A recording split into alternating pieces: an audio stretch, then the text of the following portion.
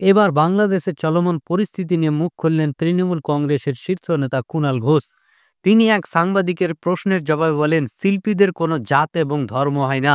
যেসব বাংলাদেশের শিল্পী এবং শ্রোতা দর্শক আছে তাদের যেমন শ্রদ্ধা করা উচিত, ঠিক তেমনি ভারতবর্ষের যেসব শিল্পী শ্রোতা এবং দর্শক আছে তাদেরকেও সমান পরিমাণে শ্রদ্ধা করা উচিত। আমরা বারবার বলে এসেছি, বাংলাদেশের বর্তমান পরিস্থিতি খুবই ভয়ঙ্কর, আর এটা রাজ্য সরকারের এখতিয়ারের বাইরে। এই বিষয় নিয়ে রাজ্যের তেমন করার কিছু নেই।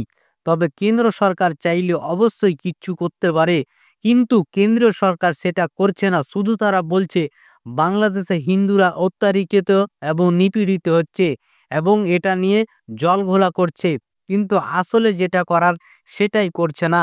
প্রথম কথা হচ্ছে, শিল্পী, গান, শিল্প এগুলো চলতি পরিস্থিতির যে বিতর্ক তার থেকে দূরে থাকাটাই ভালো। এই দুটোকে মেশানো এক জায়গায় যায় না। যারা ভারতকে ভালোবাসেন, ভারতীয় দর্শককে ভালোবাসেন, ভারতীয় শ্রোতাকে ভালোবাসেন, আবার ভারতীয় শ্রোতারাও যাদের ভালোবাসেন, এই আত্মিক সম্পর্ককে এই বিতর্ক থেকে দূরে রাখাটাই বাঞ্ছনীয়। কিন্তু যেভাবে বাংলাদেশ একটা ভীতিকিচ্ছিরি অবস্থা চলছে এবং কেন্দ্রের সরকার তারা এগুলো হতে দিচ্ছে, নিষ্ক্রিয় থেকে বরদাস্ত করছে, তো সেগুলোও কিন্তু একটা হওয়া উচিত না। এই বিষয়টার ফয়সলা হওয়া উচিত।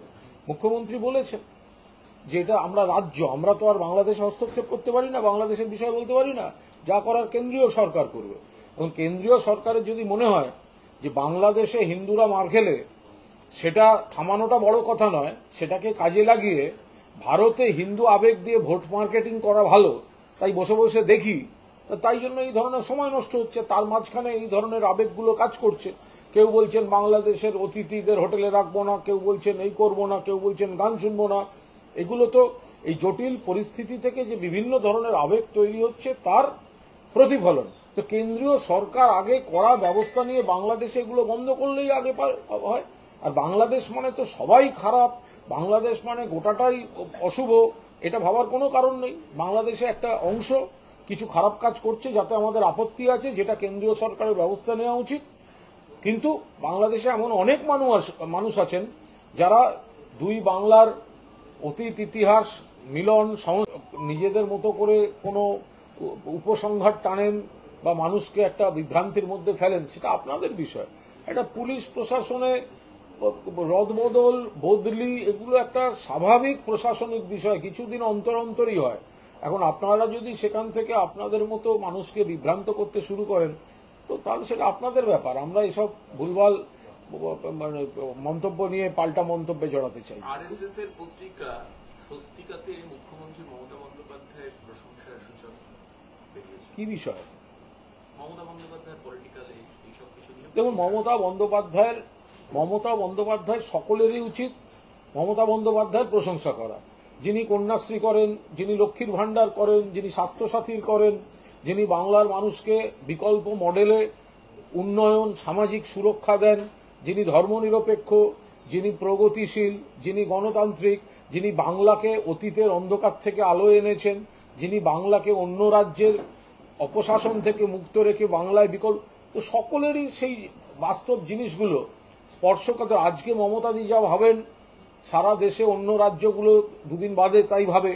তো সেই জায়গায় দাঁড়িয়ে কোনো কোনো ইস্যুতে যদি কেউ সমর্থন করে থাকেন বা প্রশংসা করে থাকেন তাদের বিষয়। প্রশংসা পাওয়ার মতো কাজই তো মমতা বন্দ্যোপাধ্যায় করছেন। তো প্রশংসা যদি কেউ করে থাকেন, কে করেছে আমাদের জানার দরকার নেই, কিন্তু প্রশংসা করার কারণটাকে দেখলেই বুঝবেন যে সারা বাংলার মানে অধিকাংশ মানুষ, প্রায় সব, অত্যন্ত দুর্ভাগ্যজনক, প্রতিবাদযোগ্য এবং নিন্দনীয়। মাননীয় মুখ্যমন্ত্রী খুব স্পষ্ট করে বলেছেন যে আমরা রাজ্য, তাই রাজ্য হিসেবে আরেকটা রাষ্ট্রের বিষয় আমরা কথা বলতে পারি না, হস্তক্ষেপ করতে পারি না। কিন্তু এটা করার কথা কেন্দ্রীয় সরকারের, দিল্লির সরকারের। প্রথাগতভাবে পশ্চিমবঙ্গ সরকার দিল্লি যা করবে পূর্ণ সমর্থন দেবে।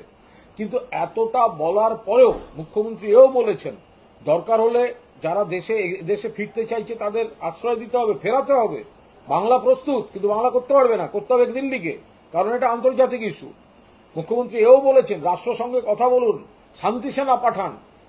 কেন্দ্রীয় সরকার রহস্যজনকভাবে নির্লিপ্ত। এর পেছনে রহস্য আছে।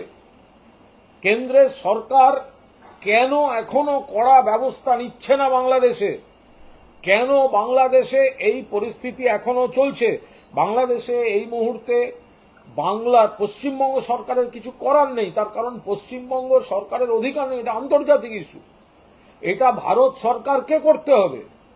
মুখ্যমন্ত্রী বলছেন সরকার যা করবে রীতিগতভাবে প্রথাগতভাবে আমরা সমর্থন করব, কিন্তু কেন্দ্রীয় সরকার তো কিছু করতে হবে।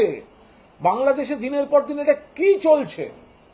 এখন সেই জায়গায় দাঁড়িয়ে বাংলায় বিজেপি হঠাৎ রাজনীতি করতে নেমেছে, মিছিল করছে, মিটিং করছে। তাহলে কি আমরা এটা ধরব যে কেন্দ্রের বিজেপি সরকার তারা বাংলাদেশে হিন্দুদের উপর যে অত্যাচার হচ্ছে বলে অভিযোগ আসছে সেটা থামাতে চায় না, কিন্তু সেটাকে এখানকার ভারতের হিন্দু আবেগকে প্ররোচিত করে ভোটের মার্কেটিং এ ব্যবহার করতে চাইছে? না হলে বাংলাদেশে এই ধরনের ঘটনা ঘটছে, কেন্দ্র কিছু করছে না, আর বিজেপি এখানে মিছিল, এখানে মিটিং, এই করো সেই করো। কে করবে? করবে তো কেন্দ্রীয় সরকার করবে। তাহলে বিজেপি নেতারা কেন্দ্রীয় সরকারকে বলছে না কেন যে অবিলম্বে ব্যবস্থা নিন, সচিব স্তরের প্রতিনিধি দল পাঠান, অবিলম্বে সচিব স্তরের প্রতিনিধি দল পাঠান, কড়া বার্তা দিন, রাষ্ট্রসংঘে কথা বলুন, শান্তি সেনা পাঠান। মমতা বন্দ্যোপাধ্যায় বাংলার মুখ্যমন্ত্রী স্পষ্ট বলে দিয়েছেন কেন্দ্রীয় সরকার বাংলাদেশের এই অশান্তি থামাতে যা করবে পশ্চিমবঙ্গ সমর্থন করবে, কিন্তু করার অধিকার কেন্দ্রীয় সরকারের। কিন্তু তাদের এই নীরবতাটা রীতিমতো রহস্যময় নীরবতা। বাংলাদেশের সংখ্যালঘু হিন্দুদের স্বার্থকে বলি দিয়ে ভারতবর্ষে হিন্দু ভাবাবেগকে ভোটের মার্কেটিং এ ব্যবহার করছে বিজেপি, এই অভিযোগও কিন্তু ক্রমশ প্রতিষ্ঠিত হচ্ছে। কারণ কেন্দ্রীয় সরকার নীরব হয়ে বসে আছে এবং এই নীরবতা